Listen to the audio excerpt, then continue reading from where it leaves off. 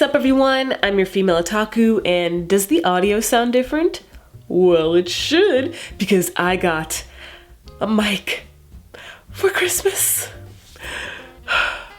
Now we have better sound quality for my videos. I'm so happy. This is gonna be good, guys. Very, very good. And once again, Merry Christmas. Hope you guys got all the gifts that you wanted. To those of you who celebrated, of course. I also know Hanukkah's going on at the same time, so you people too. Hope you're having a nice Hanukkah. Anyway, with this episode of March Comes in Like a Lion, it's very fitting to the Christmas season, even though it takes place during New Year's, which is, a week from now. It's really all about, caring for others. And, helping out your neighbor. That's a philosophy some people live by, help thy neighbor, something like that. You know what I'm saying? And this episode really made me feel all warm and fuzzy, that cozy Christmas feeling, that need to give back to the world, because that's what you do on Christmas. It's not all about receiving, it is about giving. And it's been a while since I did give back to others. I do remember one Christmas, this was 2 years ago, 2014, where my family, we decided to donate some presents to this family. I don't remember the specific details, but we were on some sort of website, and it was a website where you can give back to the poor families and stuff, and all this mother wanted was just diapers for her babies and plates. And this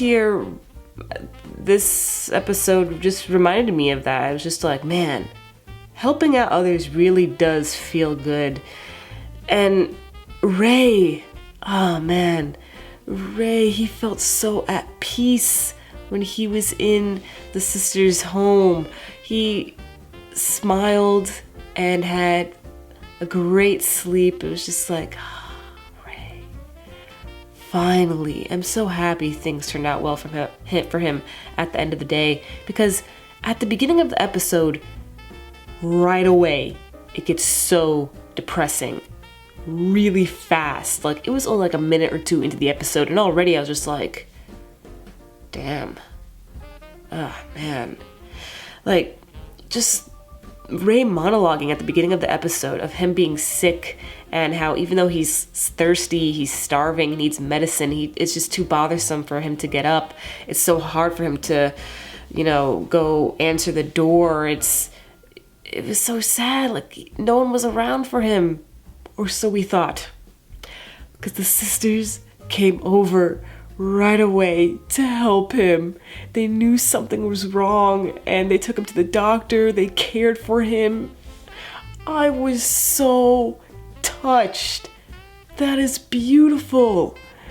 Oh man, how could that not make you smile? Honestly. And the kindness just doesn't stop. These sisters go above and beyond for Ray. And they tied a string to the lamp, an extra string to the lamp, so that Ray can shut the light off while he's laying down in bed. Just lovely. It does bring that fuzzy feeling, it's just beautiful. Kindness, caring for others really is a beautiful thing. And there's no better joy than giving back to others. Anyway, other stuff with this episode. We get to see the aunt, the one that owns the bar, and the grandfather was a little concerned, being all hey, I don't like Kari working in those places, and the aunt is just hold up, no. Nothing like that happens in my classy bar, and if something like that were to happen, then I would grab the men by the balls. And it's just okay. All right, woman. We had a lot of adorable scenes with Momo, and I actually want to talk about Momo for a little bit. You see, normally I hate the moe, really, really cute, high-pitched little children. I hate those characters. However, Momo I do not hate. And I think it's because of the way how she's used. They show her when it's necessary. They show her when it's time to lighten up the mood a little more. They show her when it's time for a little bit of comedy. And they don't show her too much to make her the face of the anime, the reason why people are watching it. Because, sometimes little cute girls, they're used so that people could be oh, look at the little girl, oh my gosh, trash, and that's the only reason why people will ever watch it. You know, that's why we have an entire moe genre. But momo is used to add a little extra happiness to a scene. And they don't overuse her, so I'm not annoyed with her. In fact, I adore her every time she pops up. So I'm really happy with that. And at the end of the day, Rei realizes that he is not alone, and I'm so glad that that was addressed, because one thing that a lot of depressed people believe is that they are on their own. But that's not true. They just don't see that there are other people around them, whether it be their next door neighbor, perhaps a pet, a teacher, maybe, you know, someone at the grocery store that you always see when you shop for your, you know, your goods and stuff like that. But there's always someone around. And if you're gone, they're gonna miss you.